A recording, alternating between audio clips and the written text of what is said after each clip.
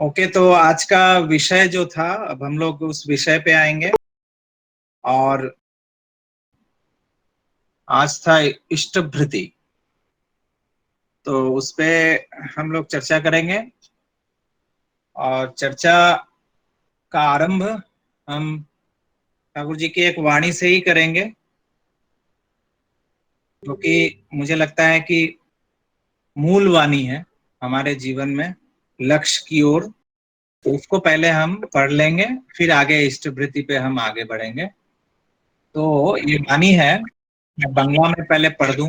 আমাদের গন্তব্য হলো ঈশ্বর প্রাপ্তি। আমাদের গন্তব্য হলো ঈশ্বর প্রাপ্তি, ধারণ পালনই সম্বেগ সিদ্ধ ব্যক্তিত্ব। তার উপায় হচ্ছে আচার্যে সক্রিয় অনুরতি। তার থেকে আসে আত্মনিয়ন্ত্রণ, পরিবার নিয়ন্ত্রণ, সমাজ নিয়ন্ত্রণ, রাষ্ট্র নিয়ন্ত্রণ। আর এই রাষ্ট্র নিয়ন্ত্রণের ভিতর দিয়ে সারা বিশ্বের সঙ্গে যোগ সূত্র রচনা করে সবটা নিয়ে বিবর্ধনের দিকে এগিয়ে চলা, আর এই সবগুলিকে সার্থক করে তোলা ঈশ্বরে। আর প্রাপ্তির পরম বেদনা এই। हमारा गंतव्य है ईश्वर प्राप्ति, धारण पालनी संवेग सिद्ध व्यक्तित्व। इसका उपाय ही है आचार्य में सक्रिय अनुरति। उससे आता है आत्मनियंत्रण, परिवार नियंत्रण, समाज नियंत्रण, राष्ट्र नियंत्रण। और इस राष्ट्र नियंत्रण के माध्यम से सारे विश्व के साथ योग सूत्र की रचना करके सब कुछ लेकर विवर्धन की ओर बढ़े चलना, और इन सबको सार्थक कर देना ईश्वर। और प्राप्ति की परम वेदना यही है। The object of our life is God realization, the personality proficient in the urge of upholding and nurturing. The way to this is active adhering attachment to master the guide. From this comes the adjustment of the self, the adjustment of the family, the adjustment of the society, the adjustment of the country, and through this adjustment of the country, building an unifying link with the whole world to advance towards propitious becoming with all that are there, and to make all these meaningful in God. And verily this supreme wisdom of God realization, ये प्राप्ति की परम वेदना। This वेदना means जो वेद, जो ज्ञान penetrate करता है हमारी सत्ता में, हमारे एग्जिस्टेंस में, दैट इज कॉल्ड वेदना। और वही है विजडम, सुप्रीम विजडम। तो यहाँ पे दो चीज है कि सब कुछ को सार्थक कर देना उस ईश्वर में, एक। और दूसरा है, पहला और एक है unifying link with the whole world, कि एक ऐसा एडजस्टमेंट जो धीरे धीरे हमारी आत्मनियंत्रण, दैट मीन्स की कॉम्प्लेक्स एडजस्टमेंट ऑफ कॉम्प्लेक्सेस। तो उस आचार्य सदगुरु में जब सक्रियता से अटैचमेंट होता है, एक्टिव अटैचमेंट, तो फिर ये सब सेल्फ एडजस्टमेंट होता है, फैमिली, समाज, राष्ट्र। और इस तरह राष्ट्र के साथ नियंत्रण, जब वो एक इंटरलिंक्ड एक एम्बियंस या वो जो भाव पैदा होता है, उसको फिर सब कुछ को लेकर गॉड में फिर उसको मीनिंगफुल करना, और यही प्राप्ति ठाकुर इसको डिस्क्राइब कर रहे हैं। तो फर्स्ट इसमें एक ही शब्द है कि आचार्य में सक्रिय अनुरति, दैट मीन्स सदगुरु पुरुषोत्तम, उनमें सक्रिय अनुरति, एक्टिव अटैचमेंट। ये एक्टिव क्या है? सक्रियता, यानी वास्तव कर्म के माध्यम से अटैचमेंट, जो अभी हम लोग चर्चा भी उसमें कर रहे थे कि तो दो विषय की हम चर्चा कर चुके हैं। ये यौगिक साधन भजन, ये पहला वो यजन था, यजन प्रक्रिया, जिसको हम लोग कह रहे थे क्या था जयदीप? Psychical devotion. हाँ, साइकिकल डिवोशन। तो वो यजन, और उस साइकिकल डिवोशन के बाद आया था साइकोफिजिकल डिवोशन, जो हमारा मानसिक और शारीरिक, ये दोनों रूप से हम जब उनकी ओर आगे बढ़ते हैं। और लास्ट ये अंतिम, जो कि सबसे प्रोपेलर कह सकते हैं इसको, ये था इष्टभृति, जो आज हम इष्टभृति की चर्चा करेंगे।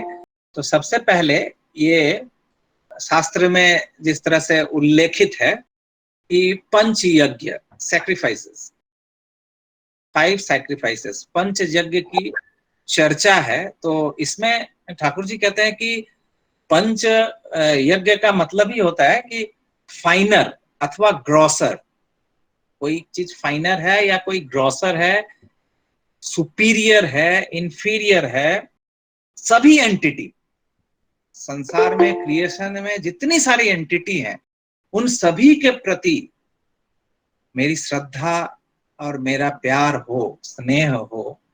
क्या करने से ये सभी कुछ, मतलब ग्रॉस से लेकर फाइनर तक, या फाइनर से लेकर ग्रॉसर तक, या सुपीरियर से लेकर इंफीरियर तक, सब कुछ मेरे परिवेश में जितने सब कुछ हैं, वो सब कुछ संवर्धित हो, जीवन वृद्धि के पथ पर चले, हमारे अस्तित्व को, उन्नति को इंटैक्ट रखने के लिए।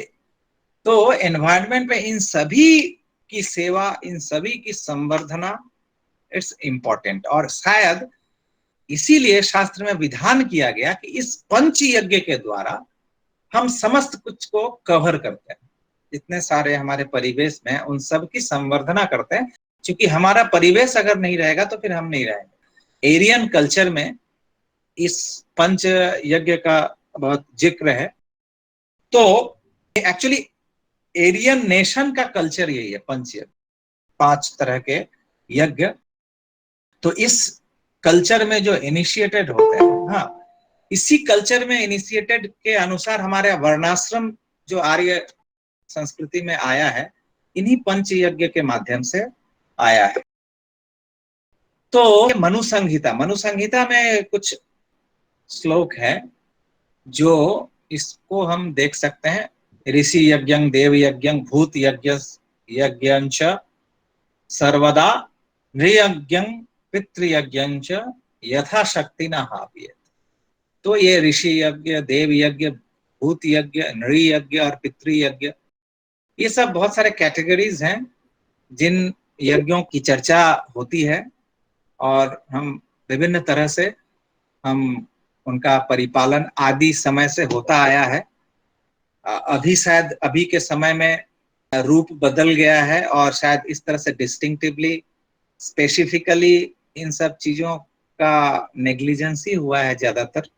हम इसकी चर्चा नहीं करते हैं, जीवन से भी ये सब परित्यक्त हुआ है। तो इसीलिए पुरुषोत्तम आते हैं उन सभी संस्कृतियों के उत्थान के लिए कि हमारे जीवन में इन सब चीजों का स्थान हो।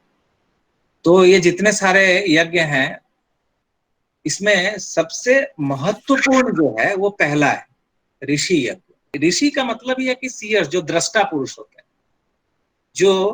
जो हमारे जीवन को गाइड करते हैं थॉरोली। तो उस हिसाब से अगर हम इष्ट पुरुषोत्तम को लें तो उनके लिए जो हम सैक्रिफाइस करते हैं, सैक्रिफाइस का मतलब ही होता है कि हम अपने सेल्फ से बाहर आकर हम उनको देते हैं। तो आगे कुछ श्लोक, कुछ मंत्र हम लेंगे यहाँ से, गीता से। गीता में कुछ है इसी इष्टभृति को लेकर ही।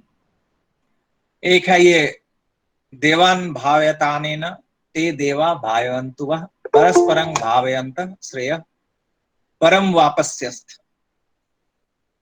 फिर है, इष्टान भोगानि वो देवा दास्यन्ते यज्ञ भाविताः तर्दात्तन प्रदायभ्यो यो भुङ्क्तेस्तेन एव सः। फिर है, यज्ञ शिष्टाशिनः संतो मुच्यन्ति सर्व किल्बिषै भुञ्जते ते त्वहं पापा ये पचन्त्यात्म कारणात्। तो ये पहला जो है देवान भाव्यतान्ते, इसका मतलब foster the God through this whatever we call sacrifice or istabhriti, to foster the God through this and let the God be gracious to you, each fostering other disinterestedly, you will attain the highest good। यानी उनको सबसे पहले उनको fulfil करना होगा, उनको इष्ट को, ईश्वर को नर्चर देना होगा, और उसके द्वारा खुद उनको पूर्ण करने से ही हम फुलफिल्ड होंगे। और फिर उनको फुलफिल करने के बाद हम एक दूसरे को जो फुलफिलमेंट कर रहे हैं, जस्ट टू हिम, उनके लिए ही हम दूसरों को फुलफिल करते हैं। निष्काम कर्म जो डिसइंटरेस्टेड होके जो है वो है, और तभी हम सर्वोत्तम, हम उस प्राप्ति को पा सकते हैं, सर्वोत्तम गुड को, हाईएस्ट गुड को, परमार्थ जिसको कहते हैं, परमार्थ कंज्यूमेशन, उसको हम पा सकते हैं। नेक्स्ट सेकंड वाला था जो fostered by sacrifice the god will surely bestow on you unasked all the desired enjoyments. अगर तुम उनको फुलफिल करते हो तो तुम्हारे जितने सारे भी इच्छाएं हैं वो सब कुछ पूर्ण होती हैं अगर तुम उनको फुलफिल करते हो तो। और उसमें ही है कि he who enjoys the gifts bestowed by them without giving them in return is undoubtedly a thief। वो चौर्य वृत्ति करता है। अगर उनको बिना दिए हम जो कुछ भी ग्रहण करते हैं जीवन में, उन्हें बिना समर्पित किए, तो वो हम चोरी करते हैं। It's theft. ये भी गीता में श्री कृष्ण कहते हैं। और लास्ट अंतिम वाला है, the virtuous who partakes of what is left over after sacrifice are absolved of all sins. That means कि उनको देकर, और जो प्रसाद होता है उन्हीं प्रसाद से हमारे सभी पापों का प्रक्षालन होता है, सभी पाप से हम मुक्त होते हैं जब हम उनको समर्पित करके फिर उसको ग्रहण करते हैं। तो दैट मीन्स कि उन्हें अगर हम देंगे और फिर उसको हम अपने जीवन में व्यवहार करेंगे प्रसाद के रूप में, तभी वो हमारे सभी पापों से हमारी रक्षा कर सकता है। और अगर हम ऐसा कोई भी चीज अपने जीवन में व्यवहार करते हैं, अपने लिए उसको बनाते हैं, खुद के लिए, खुद के भोग के लिए, तो वो सब हमारे शरीर को पाप में जर्जरित ही करता है। तो सिंपली हमारे संस्कृति में भी ऐसी ही थी कि भोजन जब बनता था सबसे पहले अग्नि को समर्पित, फिर उनको समर्पित, फिर वहां से भोग के लिए रखा जाता था इष्ट देवता के लिए, फिर जाकर अंत में जो बचता था उससे सांसारिक सभी लोगों का परिपूरण होता था। तो ये पंचयज्ञ की चर्चा ये जीवन में बहुत ही साधारण रूप में ही था, लेकिन अभी असाधारण इसलिए लग रहा है कि हमने ये सब को विस्मृत करके हम अभी विपथ पे आ गए थे। तो ठाकुर उसी समय में आकर हमारे जीवन में फिर से उन यज्ञों को हम ताकि उस जीवन में अपना सकें, और उसका ही परम अगर है तो इष्टभृति। तो आज हम उसी इष्टभृति पे चर्चा करने आए हैं, जो भृति सभी भृति को पूर्ण करता है। अगर ये भृति नहीं हुआ तो और कितना भी हम पूर्ण करें, भूत यज्ञ, ये यज्ञ, वो यज्ञ, जब तक इष्टभृति अगर नहीं हुआ, ये जो ऋषि यज्ञ है ये अगर नहीं हुआ तो सभी यज्ञ बेकार हो जाएंगे। तो आगे तो इस इष्टभृति को ठाकुर ने एक, ये ठाकुर का ही अभी जैसे इंग्लिश हम लोग यूज कर रहे हैं ये इष्टभृति के लिए, practical materialised condensed form of psychophysical aesthetic devotion, ये ठाकुर जी का ही ये शब्द है। तो ये practically materialised condensed form of psychophysical aesthetic devotion. That means कि वो जो साइकिकल डिवोशन था और वो साइकोफिजिकल डिवोशन था, यानी यजन और याजन, ये यजन और याजन इन दोनों का ही, ये दोनों ही प्रैक्टिकली मैटेरियलाइज होकर जब कॉन्डेंस्ड फॉर्म में है वो इष्टभृति। तो इष्टभृति से ही, इष्टभृति है जो कि प्रोपेलर है, एक्चुअली इग्नाइटर कह सकते हैं इन दोनों को। तो एक इसके द्वारा हम समझ सकते हैं, एक ग्राफ के द्वारा, this is aeroplane model of devotion, this is like aeroplane model of devotion. जो एरोप्लेन के जो विंग्स हैं, ये दो विंग्स दोनों तरफ हैं। वन इज साइकिकल डिवोशन यानी यजन, जो हम पर्सनल एंडेवर जो हमारा है, व्यक्तिगत साधन भजन, जिसमें में भी यौगिक प्रक्रियाएं और जो भी हम अपने को स्किल्ड करने के लिए हम अपने व्यक्तिगत रूप से स्किल्ड होने के लिए जो करते हैं, दैट इज।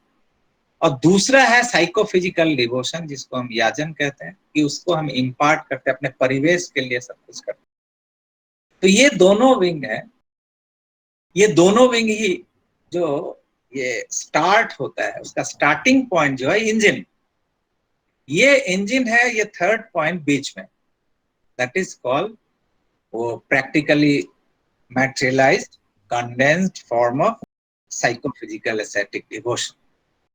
तो यजन और याजन हमने चर्चा हम कर चुके हैं इससे पहले 2 सेशन में। तो ये इन दोनों का ही इग्नाइटर है, ये इष्टभृति। तो इष्टभृति अगर नहीं है तो फिर ये विंग्स जो है वो उड़ा नहीं पाएगा। हम जो संसार में जो हम चल रहे हैं या पार करना चाहते हैं भवसागर, तो उसमें मूल है इष्टभृति।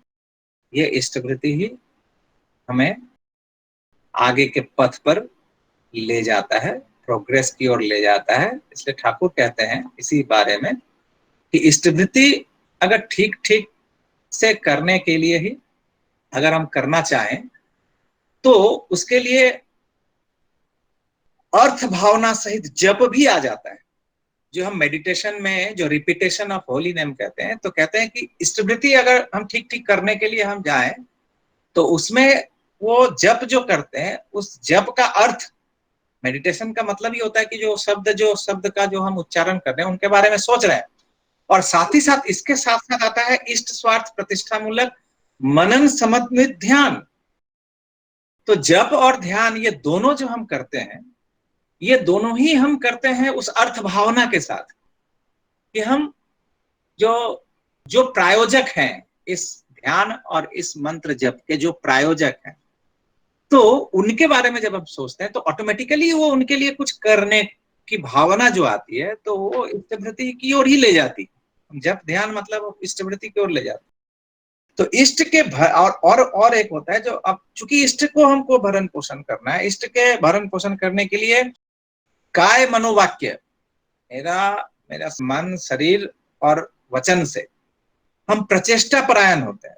तो फिर वही एनवायरनमेंट आता है कि हम अपने एनवायरनमेंट को भी उस तरह से एडजस्ट करते हैं, मोल्ड करते हैं, ताकि हम इष्ट को फुलफिल कर सकें। तो शरीर मनुष्य का, ठाकुर कहते हैं कि मनुष्य का शरीर ये बड़ा ही जीवंत वस्तु है, क्योंकि किसी भी विषय में आग्रह सहित शरीर को नियोजित करने से मन और वाक्य जो है वो पीछे पीछे दौड़ेगा। शारीरिक रूप से किसी, जैसे इट्स लाइक मदर, एक माँ हो सकता है कि एकदम इनएक्टिव है। एक स्त्री की बात करें, माँ छोड़िए, स्त्री इनएक्टिव है, आलस्य भी है, ज्यादा कुछ करती नहीं है, हो सकता है। लेकिन जैसे ही वो माँ बनती, माँ बनने के साथ साथ उसका शरीर, मन और कर्म और वाक्य सब कुछ उस बच्चे के लिए सुपर सुपर एक्टिव हो जाता है। तो ठाकुर वही कह रहे हैं कि ये जो फिजिक्स जो है ये बड़ा ही अद्भुत वस्तु है कि अगर किसी एक विषय पर, ठाकुर कहते हैं कि एक व्यक्ति अगर किसी एक विषय पर अगर इस शारीरिक रूप से अगर लग जाए, तो फिर ये जो हम सोचते हैं ना, जो कंसंट्रेशन नहीं हो रहा है, मन नहीं लग रहा है, एवरीथिंग सब वो एक लाइन में कंसंट्रेट हो जाएगा और चल पड़ेगा। तो ये फिजिक्स इट्स वेरी इंपॉर्टेंट। तो वही ठाकुर कहते हैं कि एक व्यक्ति रोज प्रतिदिन भोर में उठकर यदि शुद्धाचार से, भक्तिपूर्ण भाव से इष्टभृति करता है, सुबह उठ के ही अपने, एक्चुअली ये दिस इज फिजिकल। जैसे माँ उठती है बच्चों को रात में, नवजात शिशु को तो 1-1 घंटे पे पिलाना पड़ता है दूध, तो सजग रहती है। उनके लिए समस्त रूप से सारा रात हो सकता है जगना पड़ रहा है, लेकिन वो सजग रहती है उनको। तो ये जो सुबह सुबह उठ के प्रतिदिन सूर्योदय से पहले हम शुद्धाचार में उठ के जो हम इष्टभृति करते हैं, तो उसके माध्यम से ठाकुर कहते हैं कि इतनी extra energy, it's called extra energy, Thakur कह रहे हैं। तो ये एक्स्ट्रा एनर्जी जो है वो स्टोर्ड होती है हमारे ही अंदर, वो एक्स्ट्रा एनर्जी स्टोर्ड रहती है। इसको कह सकते हैं कि रिजर्व। जो ऐसे तो हम अपने एनर्जी से सब कुछ कर लेते हैं, हमारे जितनी सारी हमारी आवश्यकताएं हैं, जरूरतें हैं, वो सब हम कर लेते हैं अपने जरूरत के मुताबिक या अपने आसपास आत्मीय स्वजन के जरूरत के मुताबिक, वो इतनी एनर्जी हमारी होती ही है। प्रॉब्लम कब हो जाता है?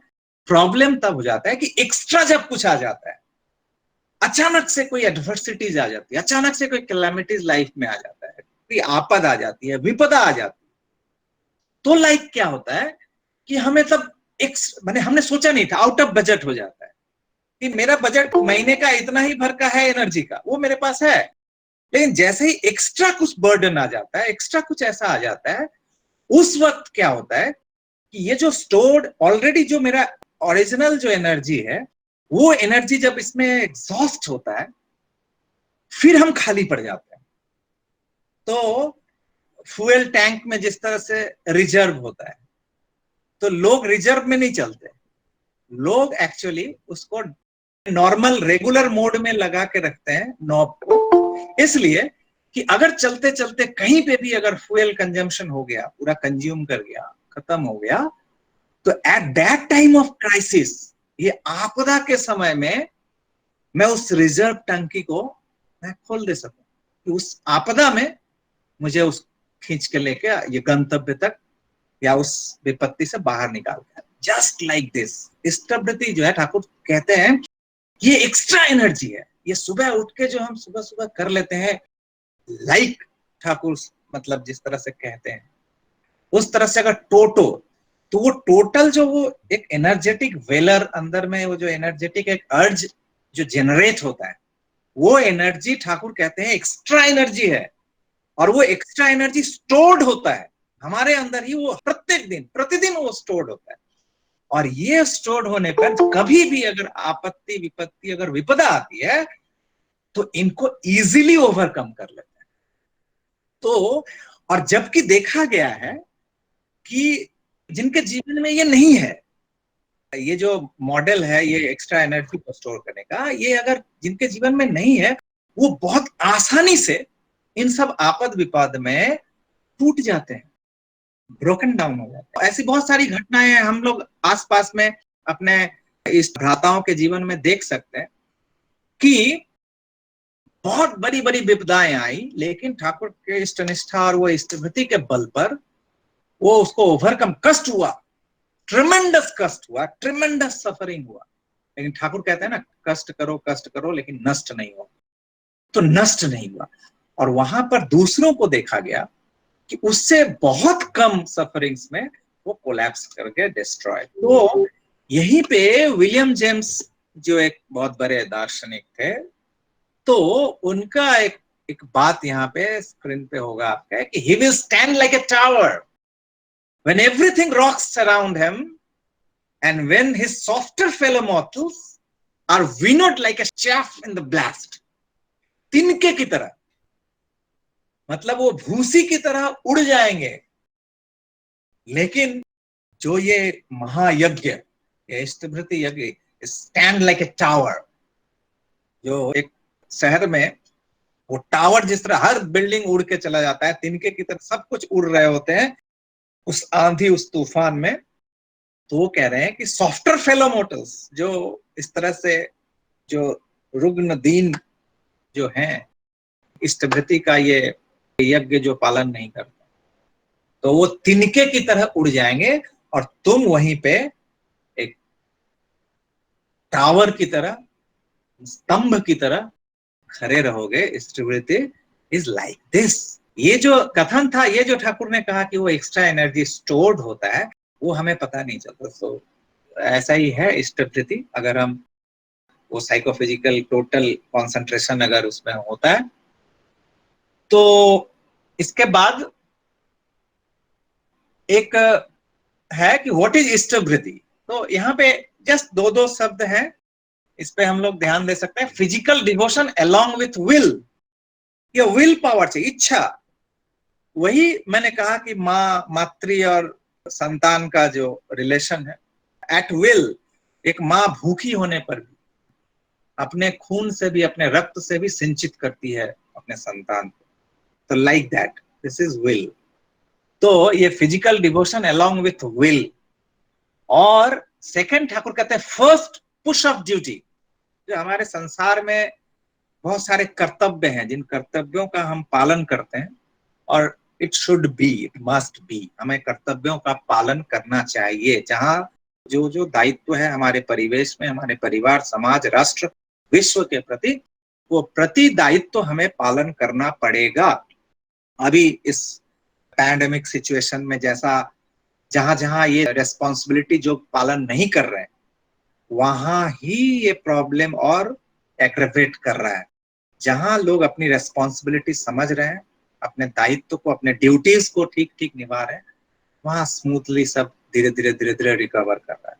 तो फर्स्ट पुश ऑफ ड्यूटी, जो हम संसार जीवन में जो अपने कर्तव्य का पालन करते हैं, सबसे पहला कर्तव्य, यही हमें दूसरे कर्तव्य को ठीक ठीक पालन करने की प्रेरणा देता है। दिस इज वेरी इंपॉर्टेंट कि अगर इष्टभृति का ये जो ड्यूटी है, फॉरमोस्ट ये अटमोस्ट ड्यूटी अगर ठीक ठीक पालन हो जाता है very outset of our life, तो फिर देखा जाएगा कि हमारे और भी जो ड्यूटीज हैं इसके बाद, वो सब भी अच्छी तरह से पालित होंगे। नेक्स्ट है why we perform the vow of इष्टभृति। क्यों करते हैं, क्यों हम इष्टभृति करते हैं? To maintain our principle, the ideal, the beloved. Simple बात, ये हम अपने आदर्श को रक्षा करते हैं, हम आदर्श उनको पालन करते हैं अपने जीवन। Just we think like life, he is my life. तो हम अपने जीवन का जिस तरह पालन करते हैं, उसी तरह चूंकि मेरे जीवन वो है, तो उनका हम परिपालन करते हैं, उनको पालन पोषण हम देते हैं कि तुम जिंदा रहो, तुम स्वस्थ रहो, तुम अच्छे रहो। और इसी का फिजिकल डेमोन्स्ट्रेशन है कि हम अपने इष्टभृति करते हैं। दिस इज सिंपल थिंग, और ज्यादा कुछ इस पे ये वो सोचने की जरूरत नहीं है। Ishtabhriti is just to maintain my idea. This is very important. इष्टभृति में अब क्या करते हैं क्या नहीं, वो सब पहला है অরুণ উষার আগেই করিস রাত্রি শয্যার সকল ত্যাগ, ওই রাগেরই অনুরাगे করিস इष्टभृतिर जाग। अरुण उषा के पहले ही करना रात्रि शैया का सकल त्याग, उस राग के ही अनुराग से करना इष्टभृति का याग। Early before the dawning do leave your bed and get ready, with this ardor of love perform the oblation of इष्टभृति। this simple thing, लेकिन ये फॉरमोस्ट थिंग है इष्टभृति के लिए पहला। जैसे कह रहे थे कि asana is very important for meditation. जो आसन अगर सही नहीं रहेगा तो मेडिटेशन ठीक से नहीं होगा। तो लाइक दैट इष्टभृति का दिस इज आसना। ये आसन तैयार होता है इष्टभृति का, ये बिफोर सनराइज हम अपने को तैयार करते हैं और फिर हम इष्टभृति करते हैं। और ये सिर्फ इष्टभृति के साथ साथ हमारा फिजिकल मेंटल कंडीशन, हमारा शारीरिक, इन सबको भी अपलिफ्ट कर देता है, एलिवेटेड कर देता है। जो करते हैं इस तरह से वो जानते हैं इसको। नेक्स्ट है बिलवेड द लॉर्ड ठाकुर कहते हैं, हमारे ठाकुर की ही बात है ये कि and if we desire to make him alive in our lives then we offer to him as if he were here. बहुत सारे लोग कहते हैं, प्रश्न आता है, बहुत सारे लोगों से हमने सुना भी है कि व्हाई मनी, पैसा क्यों, ये पैसा से क्यों करेंगे।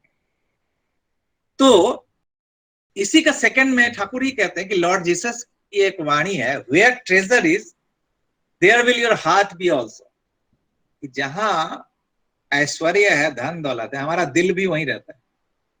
कि अगर घर में आग लगती है तो सबसे पहले आदमी का ध्यान जाता है कि संदूक कहाँ है, तो वो कैश बॉक्स कहाँ है, तो उस पे ही सबसे पहले उसको ही निकालते हैं। तो ये है where treasure is there will your heart be also.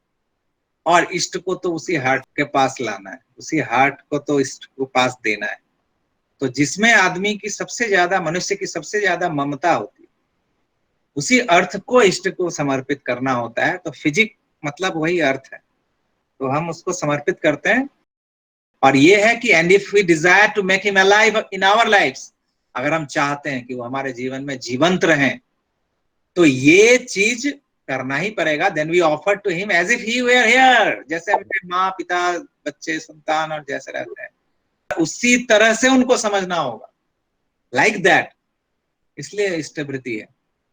तो पिछले सेशन में भी मुझे लगता है इस पे हम लोग कुछ चर्चा हमने किया था शायद दूसरे किसी संदर्भ में। एक और ठाकुर जी की वाणी है ये,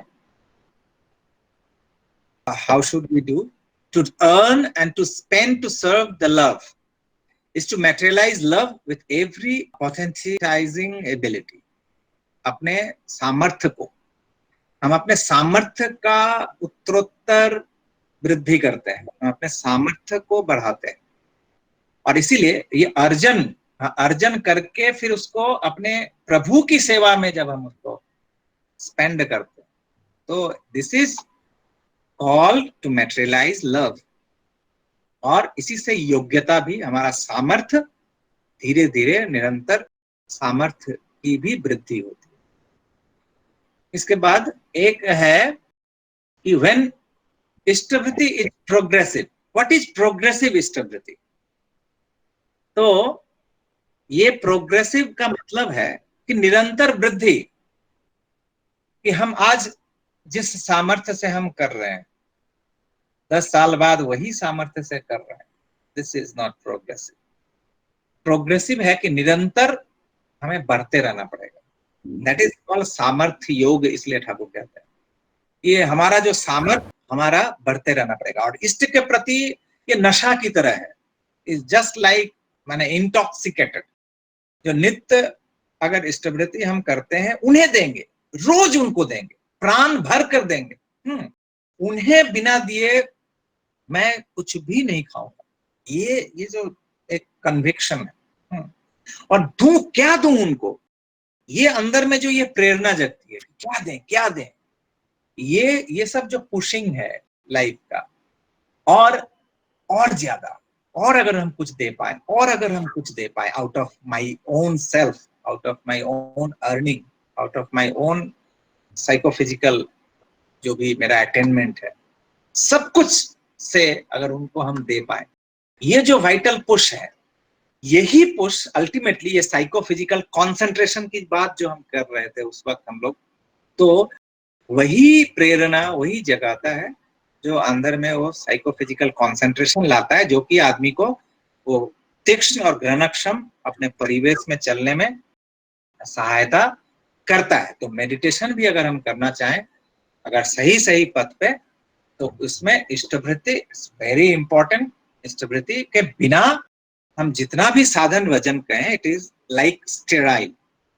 ये मतलब बंध्या की तरह हम इसको समझ सकते हैं। इसीलिए इष्टवृत्ति के इस रूप को ही सैक्रेमेंटल एंडाउमेंट ठाकुर ने कहा है कि यही है परम पवित्र अवदान।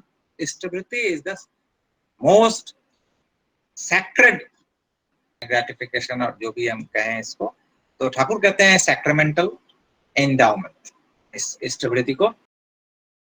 तो अब ये तो हो गई। अब एक चर्चा करेंगे इस विषय पे कि लाइफ अगर हम देखें, अपना जीवन अगर देखें, तो सोल तो एक्चुअली बंध गया।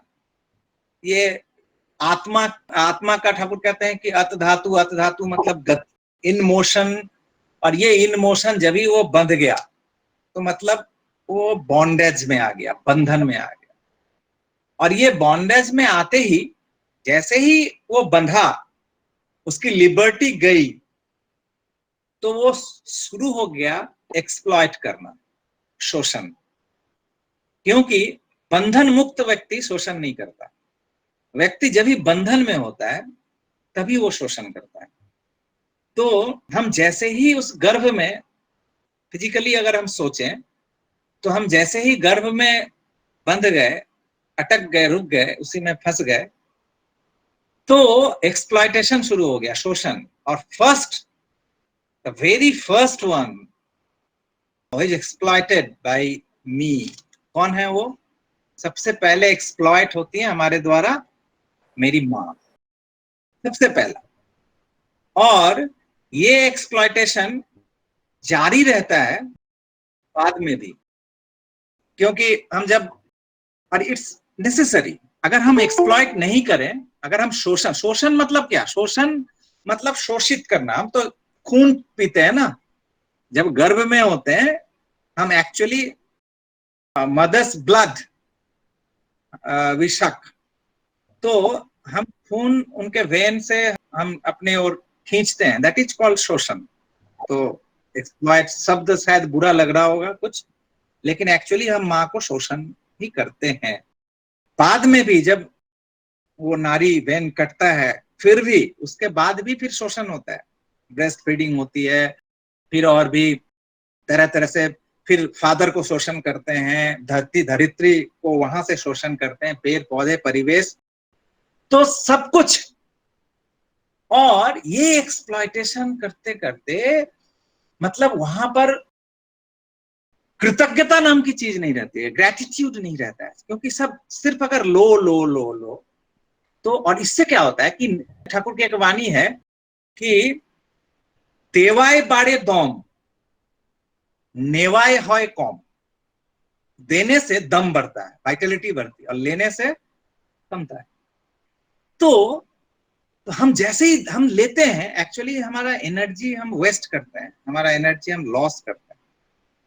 तो उपाय भी नहीं है, लाइफ अगर जिंदा रहना है तो ये एक्सप्लॉयटेशन तो होगा, इट्स इनएविटेबल, इसको हम अनएवॉइडेबल, हम इसको अवॉइड भी नहीं कर सकते हैं, ये है। तो हाँ, तो इससे बचे कैसे, इसके साइड इफेक्ट से हम कैसे बचें, तो इसका जस्ट रिवर्स एक शब्द है, जो शोषण का रिवर्स है, क्या है, पोषण। तो अगर हम साइड बाय साइड, क्योंकि एक्सप्लॉइट हमें शोषण तो करना ही पड़ रहा है, अगर इसके साथ साथ अगर पोषण भी हम करते रहें, कुछ एक जीवन में एक ऐसा हैबिट हो जाए कि हम शोषण कर रहे हैं लेकिन उसके साथ साथ हम पोषण की भी हैबिट मेरी हो रही है, बन रही है, तो क्या होगा, इसका जो साइड इफेक्ट है, उससे उसकी प्रतिक्रिया जो है, गलत प्रतिक्रिया, विपरीत प्रतिक्रिया, उससे हम बच सकते हैं, उस रिएक्शन से हम बच सकते हैं अगर पोषण अगर करें। This is Ishtavritti, this gratitude. जो एक माँ, आप सोचिए कि हर सत्संगी के घर में, हर दीक्षित परिवार के घर में, गर्भ में संतान आने के साथ साथ माँ शुरू कर देती है कि ये तो आज से बच्चा ये तो शोषण करना शुरू किया है, और कोई नेवाय है कौन, ये अगर सिर्फ लेता रहेगा तब तो इसका एनर्जी वेस्ट होगा, इसका दम कमता रहेगा, तो चलो दो। तो एट दैट टाइम, जो जिस समय वो गर्भ में होता है, तो वो माँ जो खाती है वही बच्चा खाता है, संतान का वही खाद्य होता है। माँ खुश होती है, बच्चा खुश होता है, माँ दुखी होती है, बच्चा भी दुखी होता है। तो दैट मीन्स कि माँ जो भी करेगी वो बच्चे पे जाएगा। तब तक जब तक वो नारी नहीं कटता, वेन जब तक नहीं कटता है, तब तक माँ जो करेगी बच्चा वही वही होगा, बच्चे के लिए वो सार्थक होगा। तो चूंकि गर्भ में है, तो माँ जब इष्टवृत्ति करती है अपने बच्चे के लिए, तो उसको टोटली वो बच्चा का ही, उसकी ही इष्टवृत्ति है, ये समझा जा सकता है। तो आप सोचिए, उस वक्त से इष्टवृत्ति शुरू हो जाता है, और जैसे ही वो भूमिष्ठ होता है, थोड़ा सा समझ होता है, माँ उसके हाथ में देती है कि चलो पहले अपने खाने से पहले पहले ठाकुर को दो, पहले पोषण करो। तो लाइक मेडिसिन बहुत सारे होते हैं ऐसे जिसका साइड इफेक्ट होता है, लेकिन फॉर लाइफ सेविंग डॉक्टर्स लोग प्रिस्क्राइब करते हैं, उसका बहुत सारा असर किडनी लिवर और पर पड़ता है, पर जस्ट टू सेव लाइफ वो प्रिस्क्राइब करते हैं लाइफ सेविंग एंटीबायोटिक्स। लेकिन किडनी लिवर को भी प्रोटेक्ट करने के लिए साइड में कुछ मेडिसिन देते हैं, ताकि उसका उतना गलत असर और दूसरे ऑर्गन्स पर नहीं पड़े। तो लाइक इष्टवृत्ति, वही पोषण जो है, वो हमारे जीवन में ये सब जो हमें करना पड़ रहा है, वो उस कर्मों से बचाता है, कर्म से मुक्ति देता है एक्चुअली ये इष्टवृत्ति। तो ये ग्रेटिट्यूड है जो हमारे आदत में। और यही फिर से एक बात आती है जो सत्यानुसरण में ही है, contraction is rejection, expansion is delight. इस वक्त ये आत्मा, ये सोल, हाँ, जब एक्सपेंशन में था, जब कहीं बंधा हुआ नहीं था, डिलाइट था, जैसे ही बंध गया इस डिजेक्शन, यही लिबर्टी जैसे ही गई, this is contraction and this is detection, दुख। तो यही संकोच ही दुख है, यही संकुचित मन। और जब हम लेते हैं तो फिजिकल अगर हम देखें ना एक्सप्रेशन खुद का, एकदम कंप्लीटली स्पष्ट हो जाता है कि व्हाट इज रिजेक्शन। कि जब हम लेते हैं इट्स कॉन्ट्रैक्शन, हम सब कुछ संकुचित होता है, मेरा हाथ संकुचित होता है, मेरा मन, सब कुछ, एवरीथिंग, क्यों हम ले रहे हैं, ये contraction, and that leads to rejection. लेकिन जैसे ही हम देते हैं दिस इज एक्सपेंशन। और लेते हैं तो ऐसे करके और देते हैं तो ऐसे, this is expansion, this is delight. तो जब हम रोते हैं दिस इज कॉन्ट्रैक्शन, मेरे सब कुछ संकुचित हुआ था, तो यही दुख है। हंसते हैं चेहरा खिल जाता है, दिस इज एक्सपेंशन। तो इष्टवृत्ति जो है, जो first push of duty Thakur कहते हैं, तो ये पहला स्टेप है टुवर्ड्स एक्सपेंशन। वो इष्टवृत्ति ही एक फाउंडेशन तैयार करता है, जिस फाउंडेशन पे और जितनी सारी लिबर्टीज हैं लाइफ की, वो सभी एक्सपेंशन जो है वो आधारित होता है इसी इष्टवृत्ति। This is the first push of duty, इसलिए ठाकुर इसको कहते हैं। ठाकुर जी की एक वाणी है, जैसे पूरी दुनिया में किसी से भी आप पूछो कि हु शुड बी ग्रेटफुल, जो लेता है वो और जो देता है वो। पूरी दुनिया आपको यही कहेगी कि जो लेता है उसे ग्रेटफुल होना चाहिए क्योंकि वो लेता है। तो भाई पुरुषोत्तम तो ऐसे ही होते हैं कि वो उलट धारा, ये धारा जब ही उल्टेगा तभी राधा होगा। और राधा मीन्स वो करंट, वो स्ट्रीम जो हमें ठाकुर की ओर ले जाता है, दैट इज कॉल्ड राधा। तो सांसारिक जो धारा है अगर उसमें बह जाएंगे तो फिर ये ठाकुर की ओर जो वो करंट, वो राधा, वो नहीं मिलेगा। तो पुरुषोत्तम का भी ऐसा ही, हर वाणी आप अगर देखेंगे तो सो कॉल्ड हमारे पूरे थॉट प्रोसेस को ड्रास्टिकली चेंज कर देता है। तो पूरी दुनिया जो कहेगी ठाकुर वहां से कुछ अलग सा ट्विस्ट कर देंगे, और वहीं पे हम थ्रिल्ड होते हैं। हमारा हर एक शरीर का हर रोआ रोआ वो जैसे लाइक गूज़बम्प, तो रोआ खड़ा हो जाता है। तो दुनिया का हर व्यक्ति कहेगा कि जो लेता है उसे कृतज्ञ होना चाहिए। ठाकुर क्या कहते हैं, नहीं, जो लेते हैं उनके प्रति जो देता है उसे कृतज्ञ होना चाहिए। कैसे? ठाकुर कहते हैं कि जो, मैं बांग्ला में ही पहले कह दूं कि যিনি কাতর ভাবে তোমার দান গ্রহণ করেন, গুরু রূপে তিনি তোমার হৃদয়ে দয়া ভাবের উদ্বোধন করেন, অতএব कृतज्ञ हो। जो कातर भाव से विनीत होकर तुम्हारे दान को ग्रहण करते हैं, वो गुरु रूप में तुम्हारे हृदय में दया का उद्बोधन, daya means expansion, to do something for others. तो ये जो दया वो सामने आए, और उन्होंने, अगर वो खड़े ना होते मेरे सामने तो मेरी शायद ये बंद मुट्ठी बंद ही रह जाती। वो आके एक राज भिखारी की तरह खड़े, जिस तरह कुछ दिन पहले मैंने एक किसी सेशन में कहा था रविंद्रनाथ टैगोर का कि दिलेम जे সেই রাজ ভিখারি রে স্বর্ণ হয়ে এলো ফিরে তখন কাঁদি চোখের জলে কেন আমি দেইনি তাকে আপন সকল শূন্য করে। जो स्वर्ण रथ पर सवार होके राजा की सवारी निकली थी और वो भिक्षुक खड़ा था पथिक सामने, सारा दिन कुछ चावल उसको मिले थे भिक्षा में, घर जाके खाएगा। वो आकर उसके सामने हाथ पसार के खड़े हो गए कि कुछ भिक्षा दो, और वो संकुचित तब बोध कर रहा है कि अरे ये इतने बड़े ऐश्वर्यशाली और मुझसे मांग रहे हैं भिक्षा, तो किसी तरह संकुचित होके क्या करेगा, तो घुटना टेक के हाथ पसारे, तो उसमें से 2-4 जस्ट चावल का ऐसे लेके हाथ में रख देते हैं। और वही उसी दान को लेकर, जो कातर भाव से तुम्हारा दान, वही स्वीकार करके वो चले जाता है। और वो घर पे आके जब उसको उड़ेलता है तो देखता है वो जो 2-3 दाने जो उन्होंने दिए होते हैं, वही 3 और 2-3 दाने वो स्वर्ण के बने हुए होते हैं। तब वो अफसोस कर रहा है, रो रहा है कि मैंने अपनी संपूर्ण, मैंने सब कुछ क्यों नहीं न्यौछावर कर दिया, उनके हाथों में सब कुछ क्यों नहीं दे दिया। तो दिस इज लाइक दैट। तो be grateful to him who has master receives your gift with humility, to awaken the feeling of kindness in your heart. तो यही ये राज भिखारी जो आज हमारे द्वार पर खड़े हैं हाथ पसारे, कौन हो जो उन्हें सब कुछ समर्पित कर दोगे हमारे लिए, ये वही बोल रहे हैं। तो इस पे एक ठाकुर जी की वाणी, ये ठाकुर जी की एक वाणी है सेवा विधाना का, मैं बांग्ला पढ़ता हूँ। যিনি তোমার প্রিয় পরম তিনি মহাভিক্ষু, যিনি তোমার প্রিয় পরম তিনি মহাভিক্ষু, তার জন্য যোগ্যতার অনুশীলন করো, সামর্থ্যকে উচ্ছল করে তোলো, দৈনন্দিন প্রস্তুতি নিয়ে বসবাস করো। তার ভিক্ষা যদি কখনো সৌভাগ্যক্রমে উপস্থিত হয়, তোমার সামর্থ্যের পূত অঞ্জলি তাকে উৎসর্গ করে তাতে অর্ঘান্বিত করে যাতে ধন্য হতে পারো, উল্লাস সম্বেগী হতে পারো, এমনতর হয়েই অপেক্ষা করো। এই তোমার মঙ্গলযোগ্য अरिष्टभृति तारी पूत स्खंडित। जो तुम्हारे प्रिय परम हैं वे महाभिक्षु हैं, उनके लिए योग्यता का अनुशीलन करो, सामर्थ्य को उच्छल कर दो, दैनंदिन प्रस्तुति सहित वसवास करो।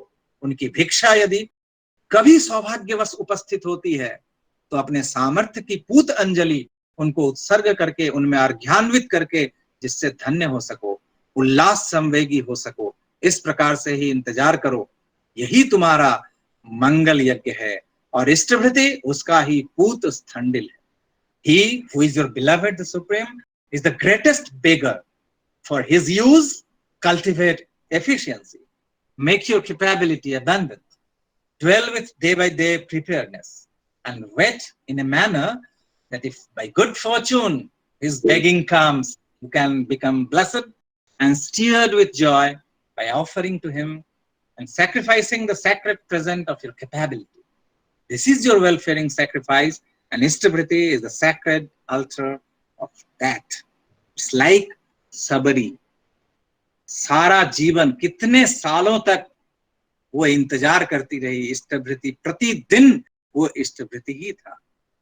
और इसमें एक मिथ जो कहते हैं, जो झूठा बैर, जो भक्त जो हरि को भजे वो सबसे चतुर। तो सबरी एक्चुअली झूठा बैर नहीं, वो पेड़ को चुनती थी, जो जिस पेड़ का बेर मीठा होता है उसी बेर को रखती थी। मतलब उस पेड़ से एक बेर उसने चखा, दैट मीन्स कि इस पेड़ का बेर जो है वो इट्स स्वीट, तो उस पेड़ के बेर को वो अपने इष्ट देवता के भोग में प्रतिदिन लगाती थी। This is called Ishtabhriti. और तब वो अपने दैनंदिन कर्म को करती थी। और वही एक दिन प्रभु स्वयं उसके दरबार में आ गए उस ऑफरिंग को ग्रहण करने के लिए। तो अभी सबरी को तो शायद जीवन के उस अंतिम पड़ाव पे आकर प्रभु आके उनको ग्रहण किया था।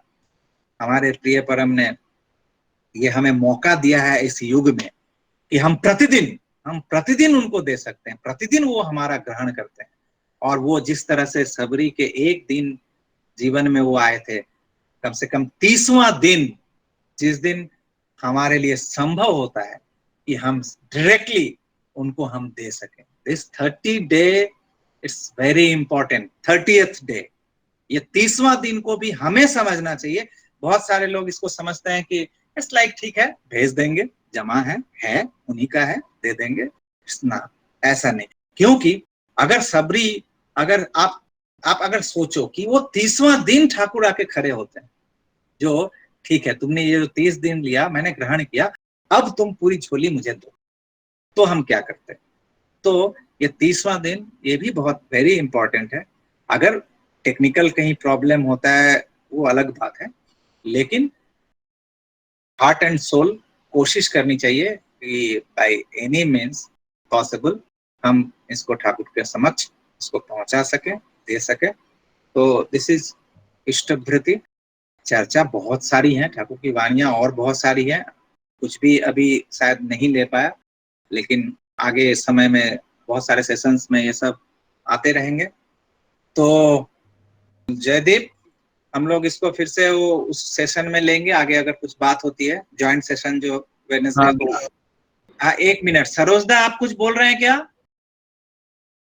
हाँ, इष्टवृत्ति संबंध में जो उड़िया भागवत में हाँ हाँ जो है वो मैं शेयर करना चाहता हूँ। हाँ हाँ, आप इन शॉर्ट आप जरूर करिए। हाँ भाई, दो ही लाइन हाँ है। हाँ हाँ, बोलिए। जैसे उड़िया भागवत जो है नवाक्षरी है, 9 अक्षर में सब लिखा हुआ, प्रत्येक लाइन 9 अक्षर में है। हाँ हाँ तो जगन्नाथ दास लिखे हैं हाँ हाँ कि मोते नदेई जेऊ जन सर्वदा करई भोजन। आप देख लीजिए, 9 अक्षर होगा, मोते नदेई जेऊ जन सर्वदा करई भोजन तस्कर बोली ताकू जानी पतित हुए सही प्राणी। मतलब मुझे ना देकर हम्म। जो भोजन करता है, वही गीता की बात जो हाँ है। हाँ, एकदम एकदम वही बात है, गीता का ही वो।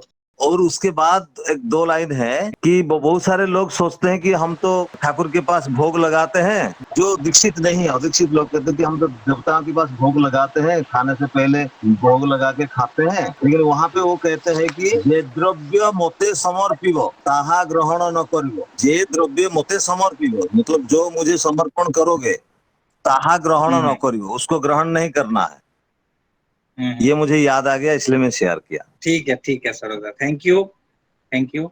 और फिर हम चर्चा करेंगे आगे इस पे। कुछ भी नहीं है, ये तो सारा जीवन ही चर्चा करनी पड़ेंगी ये सब चीजें। तो जो इन शॉर्ट थोड़ा बहुत आज हो पाया है, और मुझे लगता है ये इम्पल्स जनरेट करेगा हम सभी में कि हम इस विषय पे और हम कुछ चर्चा करें, और नई नई बातें आएंगी। अभी भजन। हाँ, तो गार्गी बोस पुणे से। हाँ दादा, जय गुरु।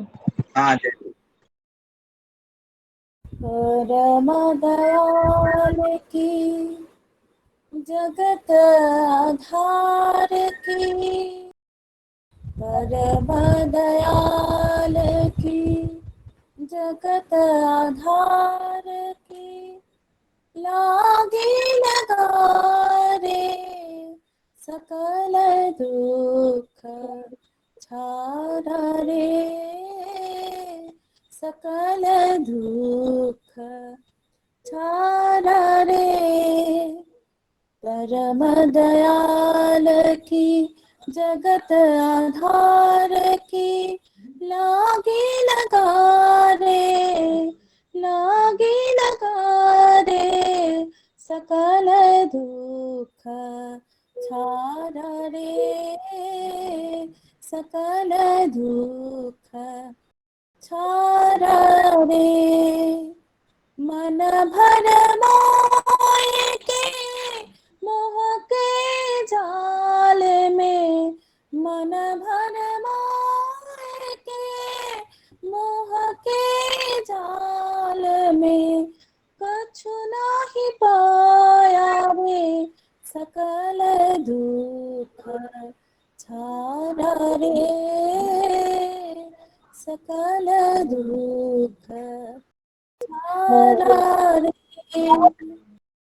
जन्म जन्म से कर्म फल भोगा, जन्म जन्म से कर्म फल भोगा, पहले का काम क्रोध लोभ को चोखा, तरप जो जागे छोर सब भागे,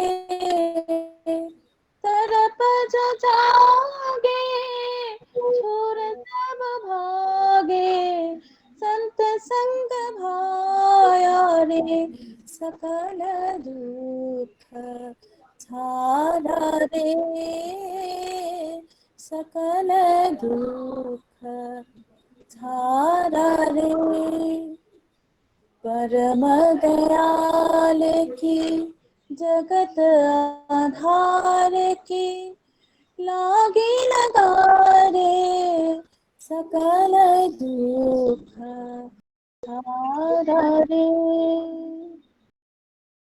चहु दिशा में मधुर सुर बाजे, चहु दिशा में मधुर सुर बाजे, जीव जगत सब बरधन में साजे, लगन लगाए जिया हर छाए, लगन लगाए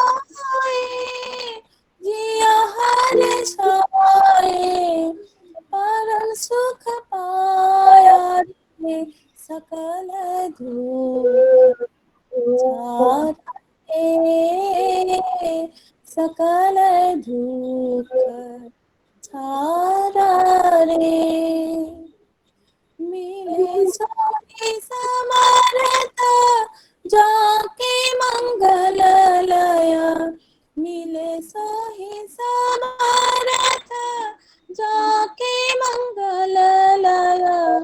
गुरु चरण में सफल जीवन भया, प्रियतमा रजे हिया में दर्शे। प्रियतमा रजे हिया में दर्शे, पृष्ठ पाया रे।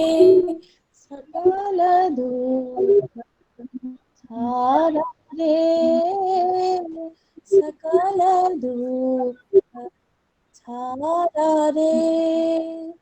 परम दयाल की जगत आधार की, परम दयाल की जगत आधार की, लागे लगा रे। सकल दुख छाड़ा रे, सकल दुख छाड़ा रे। जय गुरु। जय गुरु, जय गुरु।